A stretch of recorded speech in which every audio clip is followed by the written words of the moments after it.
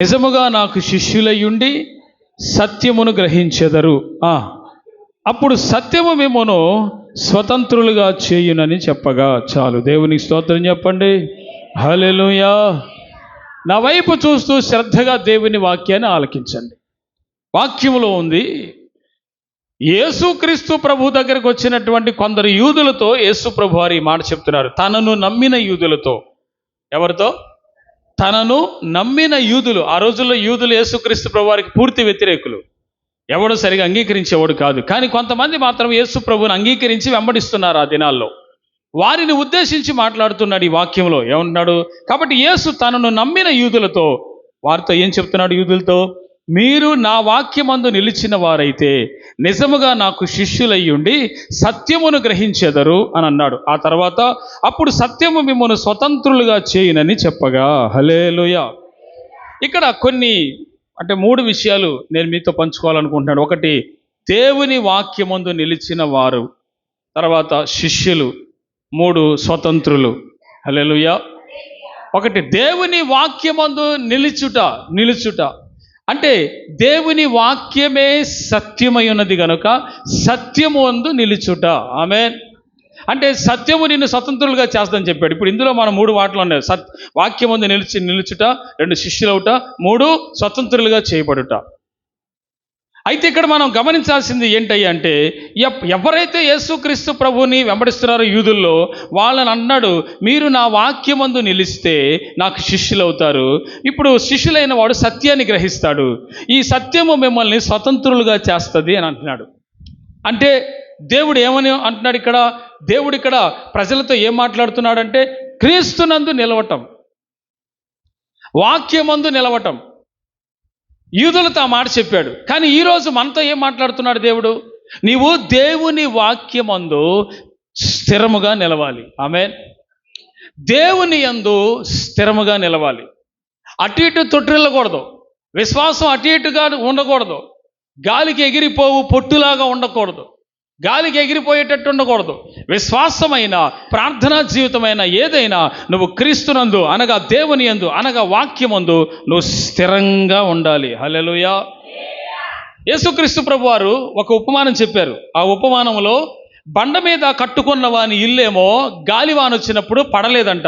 అది స్థిరముగా ఉంది. అది పునాది మీద కట్టబడింది. పునాది మీద కట్టబడినటువంటి ఒకని ఇల్లు గాలివాన చేత కొట్టబడినా అది స్థిరముగా నిలుస్తుంది. హల్లెలూయా. అట్లాగే ఇసుకలో కట్టుకున్న వాడి ఇల్లు ఉంది. అంటే బలహీనమైన ఉపదేశాలలో, బలహీనమైన స్థితిగతుల్లో, బలహీనమైన విశ్వాసాలలో అలాగే ఉండి లోకంలో పడి కట్టుకుంటే అది ఇసుకలో కట్టుకున్నట్టు. ఆ ఇసుకలో కట్టుకున్న వాని ఇల్లు గాలివాన వచ్చినప్పుడు అది ఆ తుఫానికి, ఆ గాలివానికి ఇసుకలో పునాది సరిగా లేనందున అది పడిపోద్ది. ఇక్కడ మనం గమనించాల్సింది, దేవుని వాక్యాన్ని అంగీకరించిన మనము ఆ వాక్యములో మనము బండ మీద కట్టబడేటట్లుగా స్థిరంగా ఉండాలి విశ్వాసములో. ఇప్పుడు దేవుడు ఎవరిని ఆశీర్వదిస్తాడు? అస్థిరులున్నా స్థిరంగా ఉండేవారినా? స్థిరంగా ఉండేవారు. ఆమేన్. ఇప్పుడు మా ఊరు సొంతూరు ఇదేనండి. మాకు సొంత ఇల్లు కూడా ఇక్కడే ఉంది. అంటే మేము ఇక్కడే ఉంటామండి, ఇక్కడే నివాసం చేస్తాం, వేరే ఊరు కాదు మాది, మేము పరదేశీలేం కాదు, ఇక్కడే మాకు సొంత ఇల్లు ఉందంటే, సొంతూరు అంటున్నావంటే నువ్వు ఇక్కడే ఉంటున్నావని అర్థం, స్థిరంగా ఉంటున్నావని అర్థం. అయితే వేరొక చోటకి వెళ్ళవని అర్థం. ఇక్కడ మనం చూస్తే వాక్యమందు నిలవటం అది సామాన్యమైన విషయమా? తేలిగ్గా కొట్టిపారేసేదా? అంత సులువా కొన్ని వాక్యమందు నిలవటం? ఇక్కడ కూర్చున్న మనము దేవుని యొక్క వాక్యంలో మనము స్థిరముగా నిలవాలి. హల్లెలూయా. కాబట్టి యూదులతో దేవుడు చెప్తున్నాడు, ఇక్కడ వాక్యాన్ని అంగీకరిస్తే వాడు సత్యమందు నిలుస్తాడంట. అసలు ఆ సత్యం ఎవరంటే యేసు ప్రభువారు. వాక్యం ఎవరంటే యేసు ప్రభువారు. హల్లెలూయా. కాబట్టి ఆయన యందు స్థిరంగా నిలవాలి అని యూదులతో యేసుక్రీస్తు ప్రభువారు ఆ సందర్భంలో మాట్లాడుతున్నాడు. హల్లెలూయా. మరి నీవు, నీ విశ్వాసము, నీ ఇంటి వారు అందరూ క్రీస్తునందు స్థిరంగా ఉంటున్నారా? నీ విశ్వాసము స్థిరంగా ఉంటుందా? విశ్వాసాన్ని గురించి చూస్తే ప్రియులారా, చాలా గొప్పగా హెబ్రీ పత్రిక 11వ అధ్యాయంలో రాయించాడు పరిశుద్ధాత్మ దేవుడు. ఆ అధ్యాయం అంతా మీరు ఇంట్లో ఖాళీగా ఉంచినప్పుడు ఖాళీ పెట్టుకోనైనా కొంచెం చదవండి. అక్కడ విశ్వాసుల యొక్క జాబితా, విశ్వాసం దేవుని మీద ఉంచిన వారు ఏ గొప్ప కార్యాలు చేశారో అక్కడ రాయబడి ఉంటుంది. హల్లెలూయా. నువ్వు దేవునికి శిష్యుడిగా మారాలంటే ముందు దేవుని యందు వాక్యమందు నువ్వు స్థిరంగా నిలవాలి. ఆమేన్. అంటే అటు ఇటు తొట్టిల్లకుండా ఉండాలి. మనసు క్రీస్తునందు స్థిరంగా ఉండాలి. పరిశుద్ధ గ్రంథంలో నుంచి ఇక్కడ మరొక మాట నేను మీకు చూపిస్తాను. అదేంటంటే సత్యము మనల్ని స్వతంత్రులుగా చేస్తుంది అంటున్నాడు. కాబట్టి స్వతంత్రులుగా ఉండటం అంటే ఏంటంటే విడుదల చేయబడటం. చెప్పండి ఏంటండి? అంటే దేని నుంచి విడుదల? యూదులు అంటున్నారు, మేము ఎవరికి దాసులుగా ఉండలేదే, మేము ఎక్కడ బంధించబడలేదే, మేమెక్కడ బంధించబడ్డామో, నువ్వు స్వతంత్రులుగా చేయబడతావంటావేంటి, మేము విడుదల చేయబడతామంటావేంటి అని యూదులు యేసు ప్రభు వారితో మాట్లాడుతున్నట్టుగా మనం అక్కడ చూస్తున్నాం. ప్రియులారా, అసలు స్వతంత్రులుగా చేయబడటం అంటే ఏంటి? స్వతంత్రులుగా చేయబడ్డాడంటే అంతకుముందు బంధించబడి ఉన్నాడని అర్థం. బంధించబడ్డాడంటే దేని చేత బంధించబడ్డాడు? చూడండి, ఈ లోకములో పాపము, వ్యభిచారము, దొంగతనము, విగ్రహారాధన, అపవిత్రమైనవి ఏవైతే ఉన్నావో వాటి చేత గతంలో బంధించబడి ఉన్నామేమో. ఆ బంధించబడిన స్థితిగతుల నుంచి యేసుక్రీస్తు ప్రభు యొక్క రక్తము ద్వారా మనమందరము శుద్ధీకరించబడిన వారమై బాప్తిసం పొందడం ద్వారా, నీటి బాప్తిసం పొందడం ద్వారా, పరిశుద్ధాత్మ బాప్తిసం పొందడం ద్వారా మనమందరము క్రీస్తుకి బిడ్డలుగా మార్చబడిన వారమై అప్పుడు బంధించబడిన స్థితి నుంచి ఇప్పుడు మనము స్వతంత్రులుగా చేయబడ్డాము. దేవుని స్తోత్రం. ఇప్పుడు యేసు రక్తం ప్రతి పాపం నుండి మనుషుల్ని పవిత్ర పరచును. యేసు రక్తం ప్రతి పాపం నుండి మనిషిని పవిత్రపరిచింది. ఇప్పుడు బంధించబడిన ఆ స్థితి నుంచి దేవుడు మనల్ని ఏం చేశాడంటే విడుదల కలుగు చేశాడు. ఒకప్పుడు మనల్ని ఏం బంధించింది? పాపమే కదా, జన్మ పాపము కదా, కర్మ పాపము కదా మనల్ని బంధించింది. మరి ఇప్పుడేంటి? విడుదల చేయబడ్డాం. ఇప్పుడు మనం విడుదల చేయబడిన వారమై దేవుని పిల్లలుగా మారాము. ఆమేన్. ఇప్పుడు స్వతంత్రులమయ్యాం. ఒకప్పుడు బంధించబడి ఉన్నాం. అపవాది చేత, శోధన చేత, లోక సంబంధమైన ఆశలు, కోరికల చేత, ఇహలోక సంబంధమైన వాటి ఆకర్షణలకు గురి గతంలో ఉన్నటువంటి అపవిత్రమైన జీవితంలో బంధించబడి ఉన్నాం. కానీ ఇప్పుడైతే యేసుక్రీస్తు ప్రభు వాక్యం ద్వారా మనము విడుదల చేయబడ్డాం. యేసు ప్రభు వారికి శిష్యులుగా మార్చబడ్డాం. దేవుని స్తోత్రం. We all are disciple for Christ. క్రీస్తుకి మనం అందరము కూడా శిష్యులమై ఉన్నాం. ఆమేన్. చెప్పండి అందరూ, మనం అందరము క్రీస్తుకి శిష్యులమై ఉన్నాం. హల్లెలూయా. ఇప్పుడు దేవుడు మనల్ని బంధించిన స్థితి నుంచి విడుదల చేశాడు అన్నాడు కదా, అంధకార సంబంధమైన స్థితి నుంచి విడుదల చేశాడు కదా. అంటే ఇప్పుడు మనల్ని ఎక్కడ నడిపించాడు అన్నాడు? వాక్యంలోకి నడిపించాడు, సత్యములోకి నడిపించాడు, క్రీస్తునందు స్థిరంగా ఉండటానికి నడిపించాడు. ఆమేన్. ఓకే, ఇప్పుడు పరిశుద్ధ గ్రంథంలో నుంచి మరి ఒక మాట మీ దృష్టికి తీసుకొస్తాను. యోహాను సువార్తలోనే మనం 1వ అధ్యాయం చూద్దాం ఒకసారి. ఈ వాక్యంలో నాటబడినటువంటి వారు, క్రీస్తునందు స్థిరంగా ఉన్నటువంటి వారు చూడండి ఏమవుతారు. ఇక్కడ మనం పరిశుద్ధ గ్రంథంలో చూద్దాం.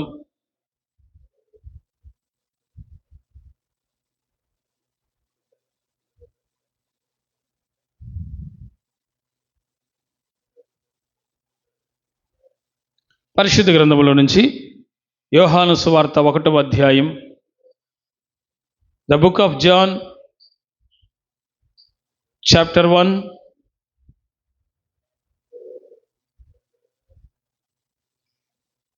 verse 12.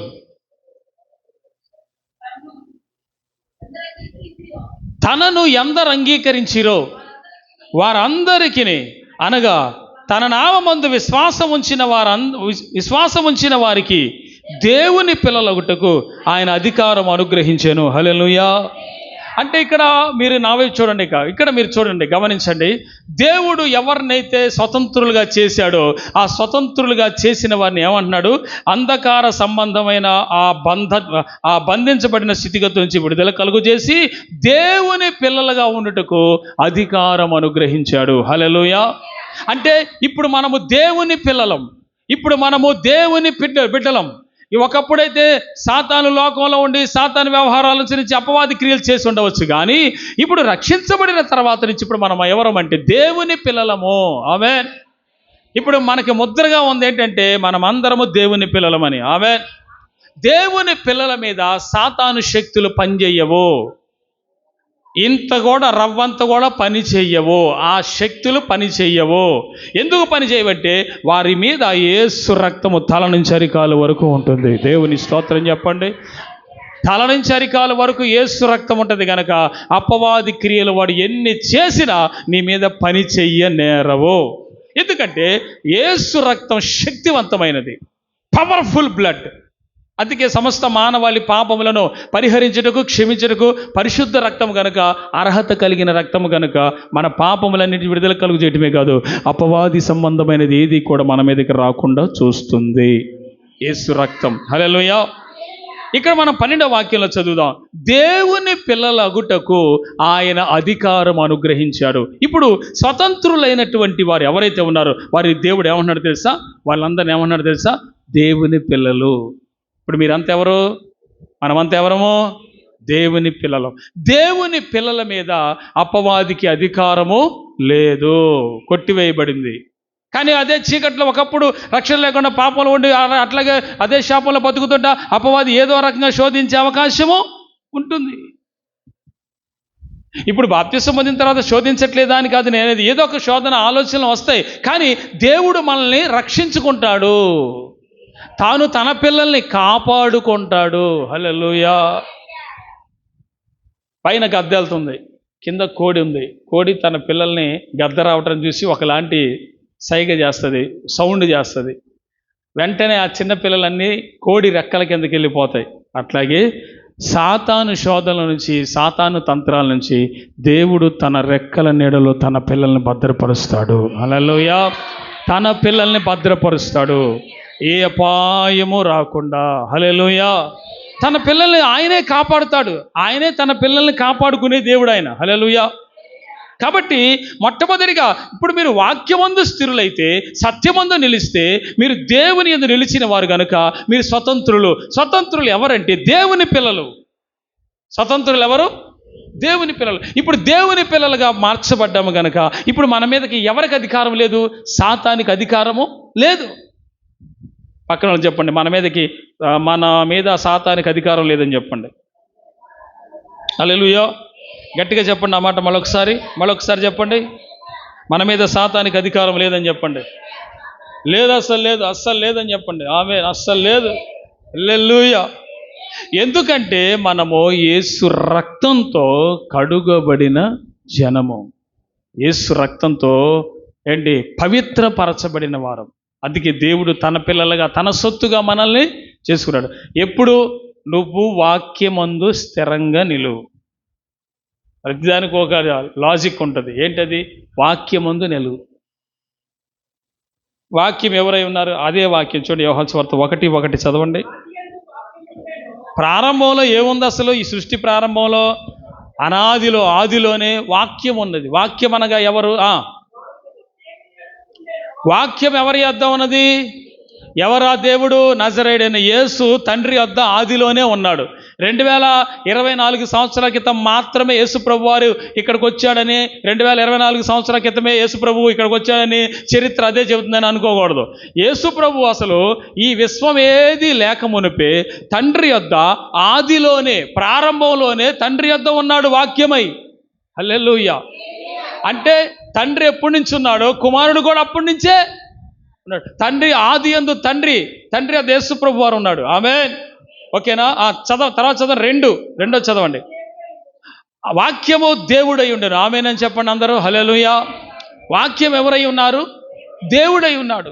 ఇప్పుడు ఆ వాక్యమందు స్థిరంగా నిలవాలి అని ఇప్పుడు మన వాక్యంలో చదువుకున్నాం మత్తయి సువార్తలో. అవునా? 8వ అధ్యాయంలోనేగా చదువుకుంది. ఏమన్నాడు అక్కడ? మీరు సత్యమందు, మీరు నా వాక్యమందు నిలిస్తే అన్నాడు. అంటే దేవుని యందు, క్రీస్తునందు నిలవాలి స్టాండర్డ్గా.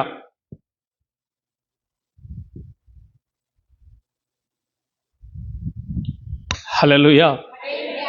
కనుక మీరు వాక్యమందు స్థిరంగా నిలిచినట్లయితే దేవుని యందు మీరు స్థిరంగా ఉన్నట్లు, స్థిరంగా ఉన్నవాడు స్వతంత్రులు అవుతారు. స్వతంత్రులైనటువంటి వారు దేవుని పిల్లలుగా ఉంటారు. ఇప్పుడు దేవుని పిల్లలు దేవుని వాక్యం చేత బలపరచబడుతూ ఉంటారు. ఆమేన్ చెప్పండి.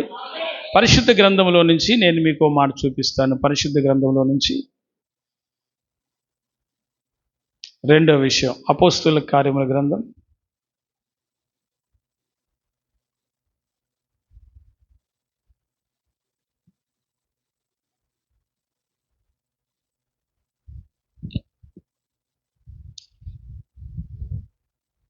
వాక్యమందు స్థిరంగా ఉన్న వాళ్ళు మొదటిది ఏంటంటే దేవుని పిల్లలు.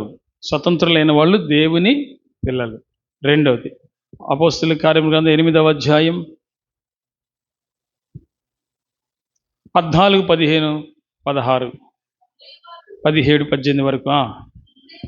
సమరయ అనబడిన గ్రామంలో లేక పట్టణంలో ఉన్న ప్రజలు దేవుని వాక్యమును అంగీకరించిరని యెరూషలేములోని అపోస్తలులు విని. హల్లెలూయా, హల్లెలూయా. సమరయ పట్టణములో దేవుని వాక్యాన్ని అంగీకరించిన ప్రజలు ఉన్నారంట.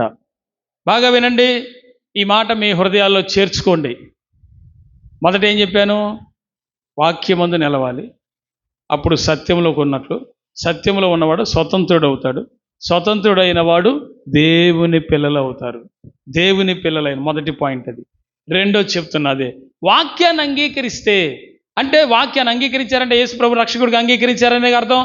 వాక్యాన్ని అంగీకరించి బాప్తిసం పొందున్నారంట సమరయ అనబడిన పట్టణంలో ఉన్న ప్రజలు. తర్వాత ఏమన్నారు? పేతురును యోహానును వారి యొద్దకు పంపిరి. హల్లెలూయా. ఇద్దరు సేవకుల్ని, యెరూషలేములో ఉన్న పెద్దలు ఇద్దరు సేవకుల్ని, పేతురు యోహాన్ని సమరయకు పంపారు. తర్వాత వీరు వచ్చి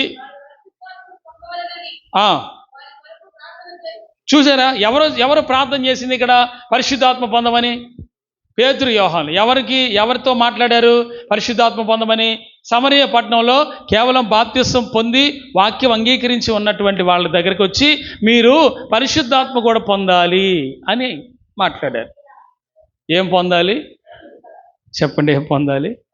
ఇప్పుడు మీ అందరిలో పరిశుద్ధాత్ముడు ఉన్నాడు, లేడని నేను అంటలా. యేసుక్రీస్తు 12 మంది శిష్యుల్లో పరిశుద్ధాత్ముడు లేడా? ఉన్నాడు. మరి ప్రత్యేకంగా మేడగదిలోకి ఎందుకు వెళ్ళి పొందారు? పైనుంచి పొందాలి. ఆమేన్. చెప్పండి, ఎక్కడి నుంచి పొందాలి? అందుకే మీరంతా కూడా ప్రత్యేకంగా ప్రార్థన ఎక్కువసేపు చేసుకోమని ఎప్పటి నుంచో చెప్తున్నాను. నేను 7 సంవత్సరాల నుంచి మొత్తుకుంటున్నాను. ఏంటంటే పరిశుద్ధాత్మ పైనుంచి కూడా పొందుకోవాలి. హల్లెలూయా. ఇక్కడ కేవలము సమరయ పట్టణములో వాక్యం మాత్రమే విని అంగీకరించి బాప్తిసం పొంది ఉన్నారు. కానీ పేతురు యోహాన్లు పెద్దల చేత పంపబడ్డారు. ఎక్కడికి? సమరయకి. పంపబడినప్పుడు అక్కడికి వెళ్ళి వాళ్ళని అడిగారు, మీరు బాప్తిసం పొందారా అంటే పొందామండి. వీరు వచ్చి వారు పరిశుద్ధాత్మను పొందవాలని వారి కొరకు ప్రార్థన చేసిరి అని ఉంది అక్కడ. హల్లెలూయా. ఇప్పుడు పరిశుద్ధాత్మ పొందాలి అని ప్రార్థన చేసింది ఎవరు? పేతురు యోహాన్లు. ఎవరి కోసం చేశారు? సమరయలో బాప్తిసం మాత్రం పొంది ఉన్న వాళ్ళ కోసం, కేవలం బాప్తిసం మాత్రం పొందిన వాళ్ళ కోసం ఏం చేశారంట? వీళ్ళు ప్రార్థన చేశారు. అంటే పరిశుద్ధాత్మ పొందడానికి ఏం చేయాలి? ప్రార్థన చెయ్యాలి. దేవుని స్తోత్రం చెప్పండి. ప్రార్థన చేయకుండా పరిశుద్ధాత్మ పొందగలమా? పొందలేము. ఎందుకని? అపోస్తుల కార్యముల గ్రంథం 2వ అధ్యాయంలో మీరు చూస్తే మేడగదిలోకి 120 మంది ప్రార్థనకి వెళ్ళారు. 10 రోజులు ప్రార్థన చేశారు. ప్రార్థన చేయకుండా పరిశుద్ధాత్మ పొందారా? లేదు. అందుకే వ్యక్తిగతంగా నేను ప్రార్థన చేసుకుంటే ఏమవుద్దులే, దేవుడు ఏమైనా కార్యం చేస్తాడనే ఒక అవిశ్వాసంతో ఉండొద్దు. ఎందుకంటే ప్రార్థన ద్వారానే నీ కుటుంబం కట్టబడుతుంది, ప్రార్థన ద్వారానే సంఘములు కట్టబడతాయి, ప్రార్థన ద్వారానే పరిశుద్ధాత్మ పొందుతాము, ప్రార్థన ద్వారానే జీవితాలు పరిశుద్ధపరచబడతాయి, ప్రార్థన ద్వారానే నీ ఆత్మీయ జీవితాన్ని కట్టుకోవడానికి అవకాశం ఉంటుంది. With prayer all things are possible. ప్రార్థన, నువ్వు దేవుని యందు విశ్వాసం ఉంచుతున్నావు మంచిదే, కానీ అది క్రియారూపకంగా ప్రార్థనలో కనపడాలి. హల్లెలూయా.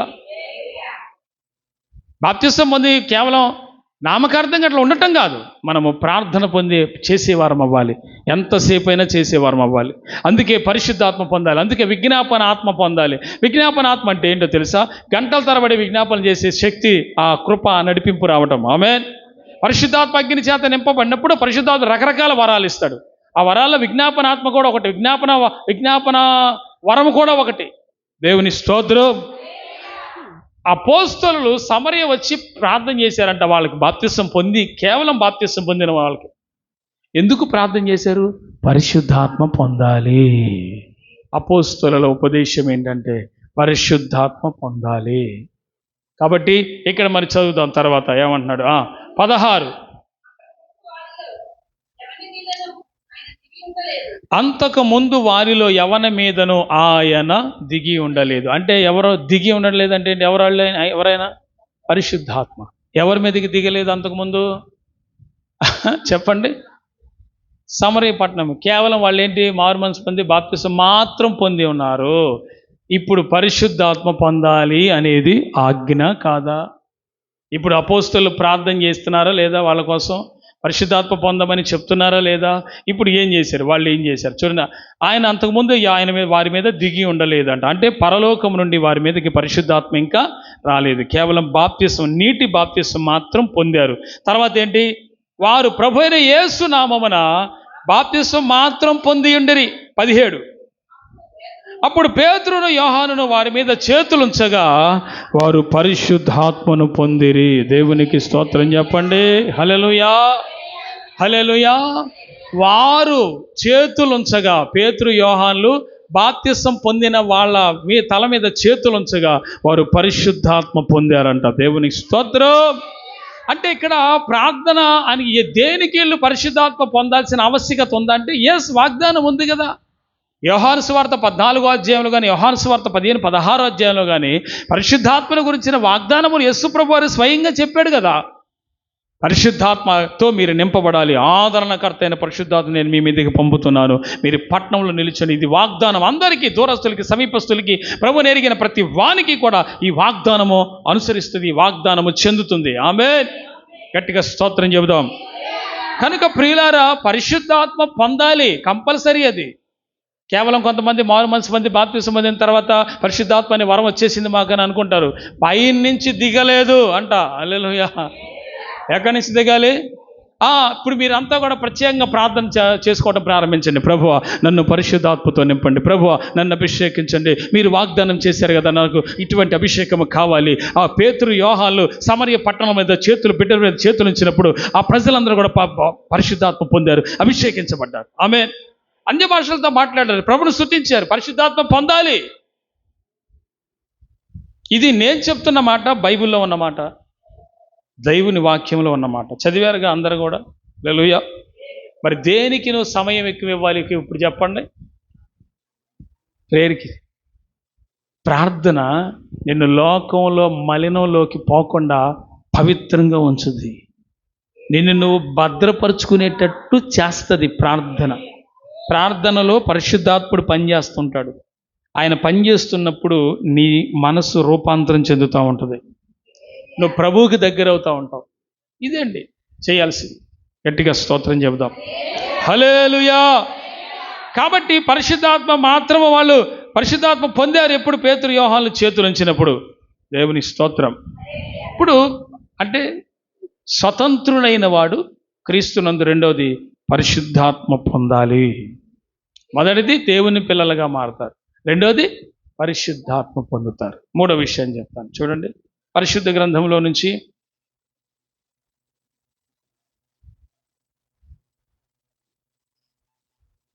కొరింథీ పత్రిక, మొదటి పత్రిక,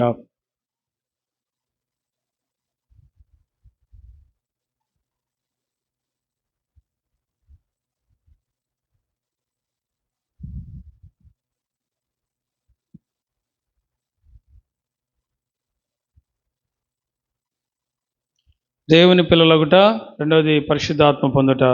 మూడవ విషయం చెప్తున్నాను చూడండి. 3వ అధ్యాయం 1 కొరింథీ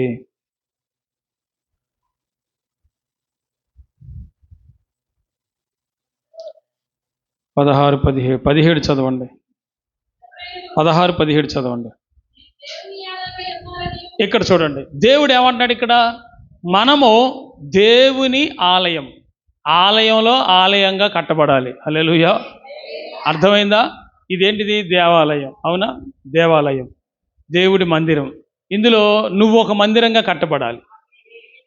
చెప్పండి. నువ్వే ఒక దేవుడు నీ యందు నివసించున్నట్లుగా ఒక మందిరంగా నువ్వు కట్టబడాలి. అలా మందిరంగా కట్టబడాలంటే మొదట ఏం చేయాలి? వాక్యాన్ని అంగీకరించాలి, వాక్యమందు స్థిరంగా ఉండాలి. 2,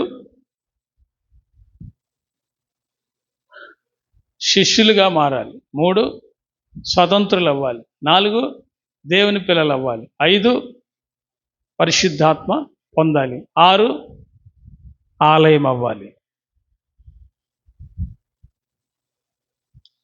అంటే ఇక్కడ మనమందరము కూడా దినదినము ఆలయంగా కట్టబడటానికి ఆత్మీయ జీవితాన్ని ప్రారంభించాలి. ఆత్మీయ జీవితాన్ని ఆలయం కట్టబడిన తర్వాత ముగించాలి. అంటే జీవితం అంతా ఆ ఆత్మ సంబంధమైన పరిపూర్ణమైన జీవితాన్ని జీవించి ముగించాలి. హల్లెలూయా. పెద్దగా ఎక్కువైపోయింది ఆ లైను, ఎవరు ఆమేనంటలా? హల్లెలూయా, హల్లెలూయా. ఇప్పుడు దేవుని ఆలయంగా నువ్వు కట్టబడటానికి నీలో ఉన్న ప్రతిదీ అపవిత్రమైనదంతా ముందు తీసివేయబడాలి. ఇప్పుడు మనసులో ఉన్నవి, కల్మషం ఉన్నవి, అపవిత్రమైనవి, మలినమైనవి, పనికి మాలినవన్నీ కూడా ఏం చేయాలా? తీసేసుకోవాలి. వద్దనుకుంటే నువ్వు దేవాలయంగా మార్చబడతావు, కట్టబడతావు. నువ్వు దేవాలయంగా కట్టబడితే నీలో దేవుడు ఉంటాడు, నీలో దేవుడు నిలుస్తాడు. ఆయన నిలిచాడు అంటే నీ విజ్ఞాపనలన్నీ ఆలకిస్తాడు. కాబట్టి మనమందరము కూడా దేవుని యొక్క ఆలయముగా మనం ఏం చేయాలంట? కట్టబడాలి. ఆలయంగా కట్టబడటమే కాదు, అందులో దేవుడు ప్రతిష్ఠించబడి ఉండాలి. దేవుని ఆత్మ మనలోనికి రావాలి. ఆమేన్. అర్థమైందండి? ఇప్పుడు ప్రతి ఒక్కరు ఎవరమంట? మనము ఆలయముగా కట్టబడాలి. ఈ ఆలయంగా కట్టబడే విషయంలో ఎక్కడా కూడా మనము బలహీనతగా ఉండకూడదు. అంటే పాపం వైపు కానీ లోకం వైపు కానీ చూడకూడదు, దేవుని వైపు చూడాలి. హల్లెలూయా. 7వ మాట, మొదటి దెస్సలోనికి రాసిన పత్రిక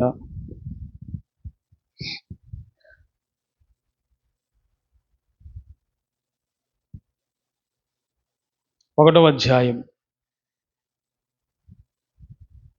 7వ మాట, 6వ వాక్యం. పరిశుద్ధాత్మ వలన కలుగు ఆనందముతో గొప్ప ఉపద్రవమందు మీరు వాక్యం అంగీకరించి మమ్మును ప్రభువును పోలి నడుచుకొనిన వారైతిరి. చాలు, తల్ల పైకెత్తండి. హల్లెలూయా.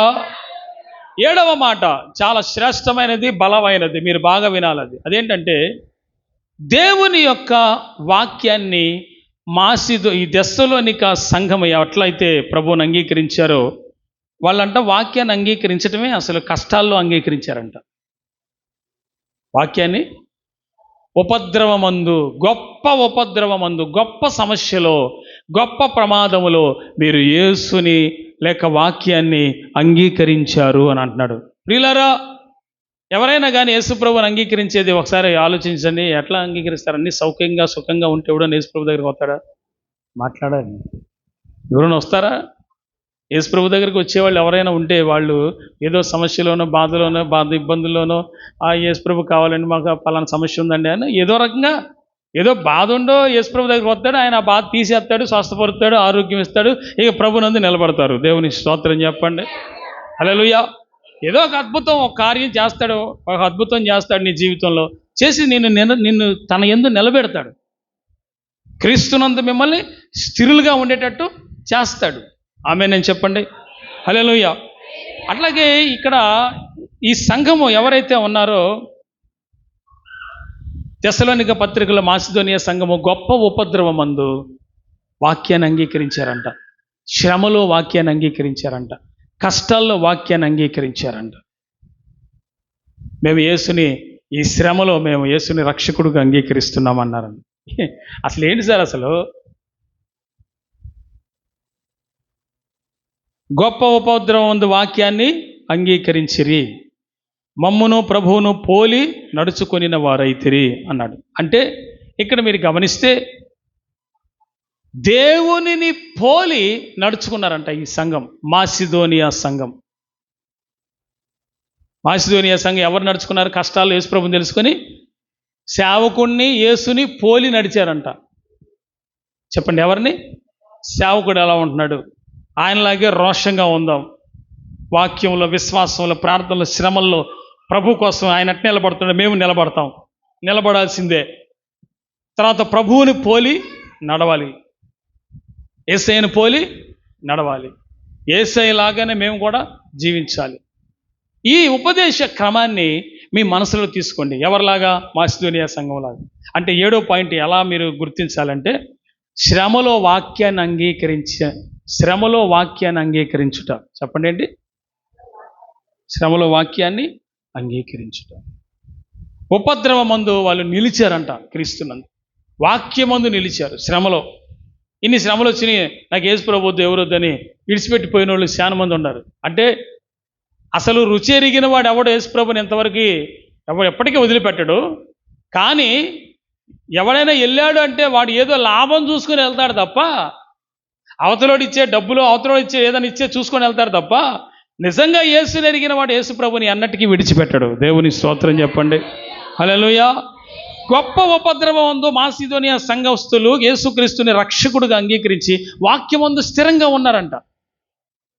ఈరోజు ఈ వాక్యాన్ని వింటున్న నీవు క్రీస్తునందు నువ్వు ఆయన అంగీకరించినప్పుడు, సత్యంలో నిలిచినప్పుడు, స్వతంత్రులుగా అయినప్పుడు, దేవుని పిల్లలుగా అయినప్పుడు, పరిశుద్ధాత్మ పొందినప్పుడు, దేవుని యొక్క వాక్యాన్ని నువ్వు ఆలయంగా మార్చబడినప్పుడు, తర్వాత ఏంటిది లాస్ట్ది ఇప్పుడు చెప్పింది, ఉపద్రవమందు వాక్యాన్ని అంగీకరించినప్పుడు.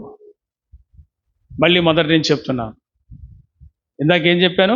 ఫస్ట్ది వాక్యమందు నిలవటం, 2 సత్యమందు నిలవటం, 3 స్వతంత్రులు అవ్వటం, 4 దేవుని పిల్లలు అవ్వటం, 5 పరిశుద్ధాత్మ పొందటం, 6 ఆలయం అవ్వటం, 7 ఉపద్రవమందు వాక్యాన్ని అంగీకరించటం. ఇవి ఈ 7 మాటలు మీ జీవితాన్ని ఒక అనూహ్యమైన మార్పులోకి తీసుకొస్తాయి మీరు అనుసరిస్తే. ఇఫ్ యు ఫాలో దిస్, మీరు సత్యమందు నేను వాక్యమందు నిలిస్తే సత్యమందు ఉన్నట్టే, సత్యమందు ఉన్నవాడు స్వతంత్రం లేనట్టే, స్వతంత్రం లేనివాడు దేవుని పిల్లలైనట్టే, దేవుని పిల్లలైనవాడు పరిశుద్ధాత్మ పొందినట్టే, పరిశుద్ధాత్మ పొందినవాడు దేవుని ఆలయంగా మార్చబడినట్లే, దేవుని ఆలయంగా మార్చబడినవాడు ఉపద్రవములందు నిలిచినట్టే.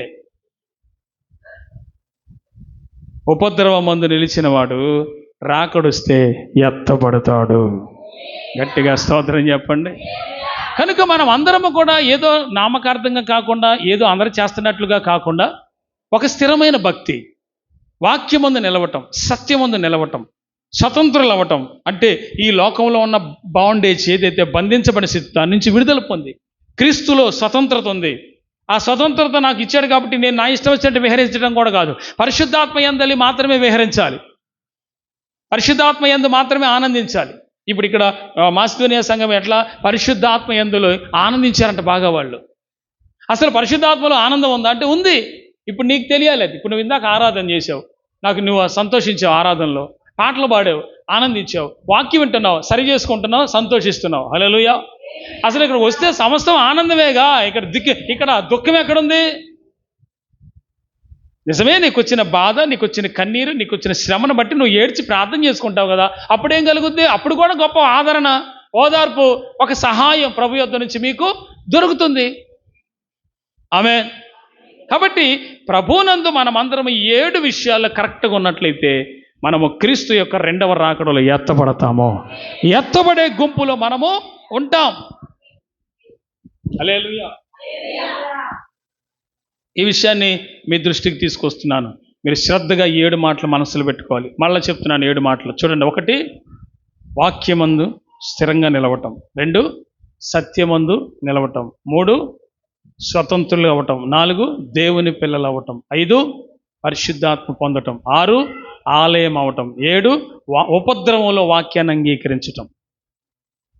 ఈ 7 నువ్వు కలిగి ఉంటే నువ్వు పరలోకానికి ఎత్తబడతావు.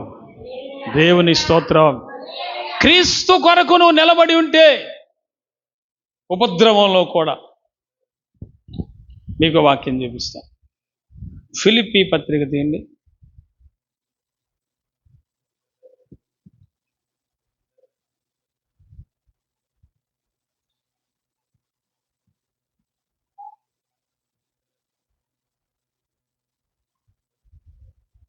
ఫిలిప్పీ పత్రిక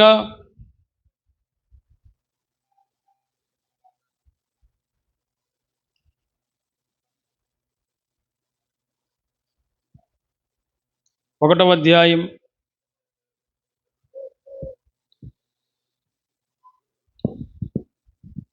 19.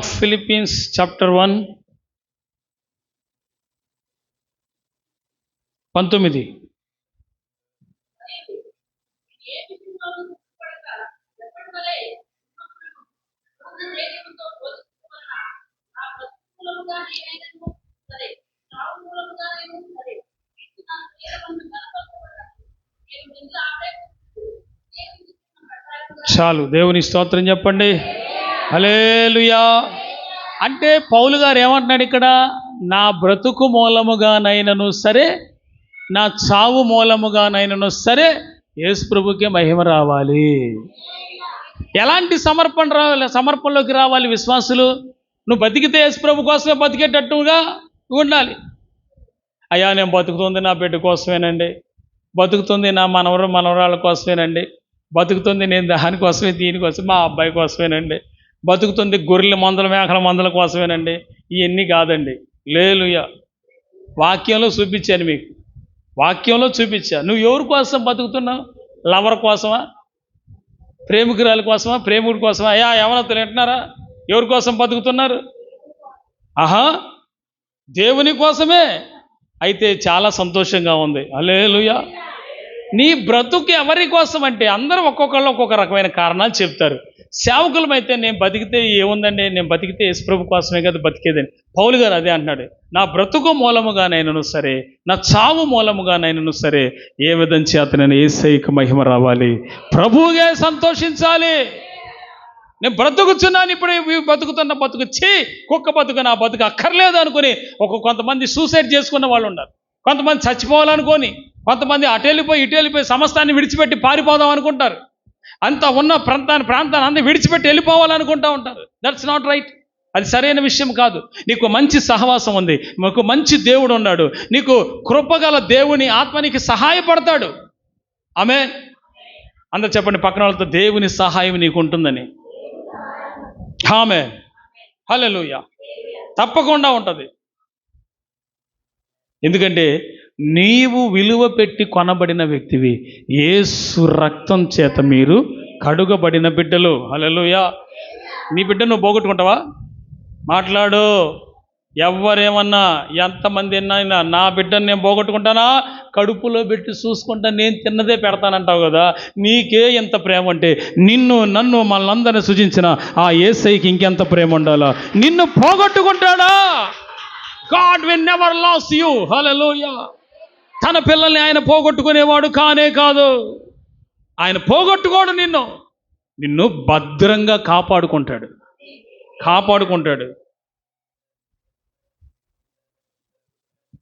ఎన్నటికి నిన్ను పోగొట్టుకోడు.